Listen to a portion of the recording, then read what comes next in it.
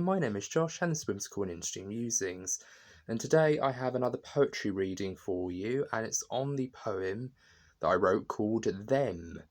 And this poem I came up with literally yesterday when I was basically I decided to have a bit of an early night, in the sense that, you know, my brother-in-law just came home from work, we had dinner, we chatted for a while. And then, because there was nothing really to watch on telly, or there was nothing that really, captured my interest, I just decided to go into my room and write a poem. And I'd also went to volunteer at the library, and I got this out, which is the collected poems of Carol Ann Duffy. And I'm a huge fan of Carol Ann Duffy's poems. And one of the poems that really kind of, got me, interested to write this poem was a poem called Education for Leisure. And for those of you who don't know, Education for Leisure is a very infamous Carol Ann Duffy poem. It was very famously banned from the GCSE syllabus because the governor and the teachers actually feared that this was encouraging knife crime in Britain, and people often, boycotted it and said, this is the reason why, our youth is engaging in knife crime and things like that. But in reality, if you actually read the poem, it actually has a much more deeper message about society as a whole, and how, partially, and I suppose this is also a critique of other, storylines where they focus on violent, often unprovoked attacks. It tends to often be a case of, sometimes this is part of the problem, that, people are often looking for something to blame instead of often, looking at the issue firsthand and trying to examine it in a much more deeper way.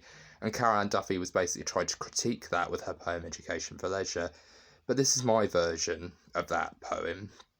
But instead of doing it from the point of view of the psychopathic narrator, I thought, let's do it from the point of view of the victim. And I thought, instead of, just basically trying to talk about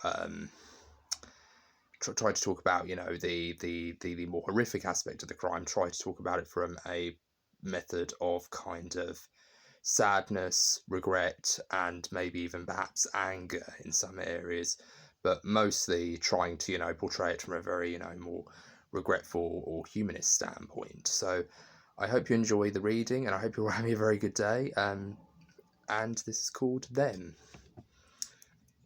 And if you like this video, please be sure to give it a thumbs up. And if you want to let me know your thoughts about what you thought of this poem down in the comments, I'd very much appreciate it.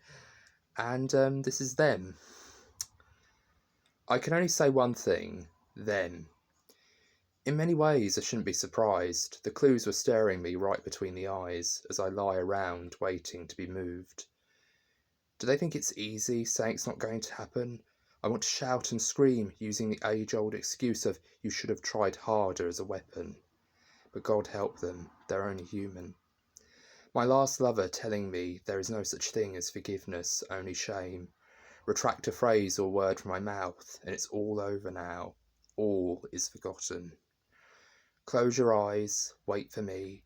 The rest is silence. Count to 3. So that was the poem, Them, by me. And if you like this video, please be sure to give it a thumbs up, and let me know what you thought of this poem down in the comments. I hope you're all having a very good day. Take care, bye-bye for now.